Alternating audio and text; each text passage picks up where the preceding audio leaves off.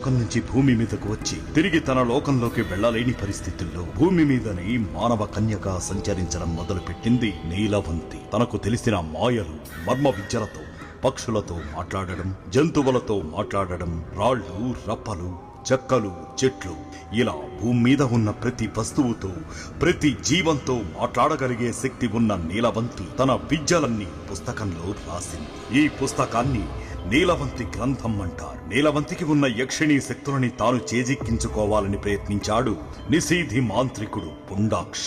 పచ్చని చెట్టుని సైతం తన మంత్రం శక్తితో బూడిద చెయ్యగల మాంత్రికుడు. భూత ప్రేతాలని వశం చేసుకుని మనిషిలోని ఆశని రేపి ఊపిరి తీసే తాంత్రికుడు పుండాక్ష ప్రయత్నం ఫలించలేదు. నీలవంతి రాసిన నీలవంతి గ్రంథం పుస్తకం సంపాదించి అమరత్వం పొందాలని తపించాడు పుండాక్ష.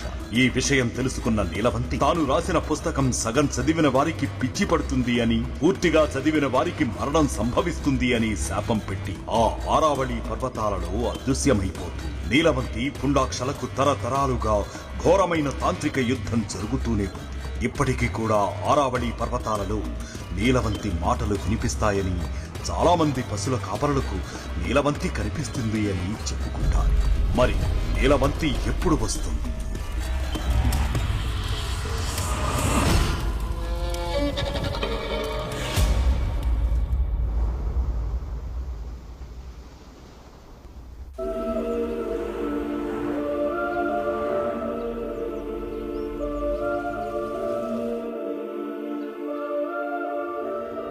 మా ప్రాబ్లమ్ ని మీరు మాత్రమే సాల్వ్ చేయగలరని మిమ్మల్ని కాంటాక్ట్ అయ్యాను.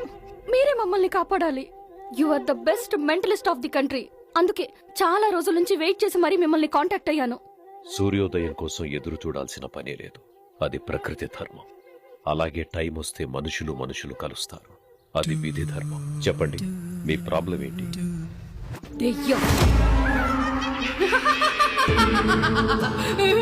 ఎస్ మిస్టర్ మనోజవా, తను నా కూతురు, పేరు మిల్కీ. తనకే దెయ్యం పట్టింది. దెయ్యం అని మీరెలా అనుకుంటున్నారు? There should be some psychological problem ఉండొచ్చుగా.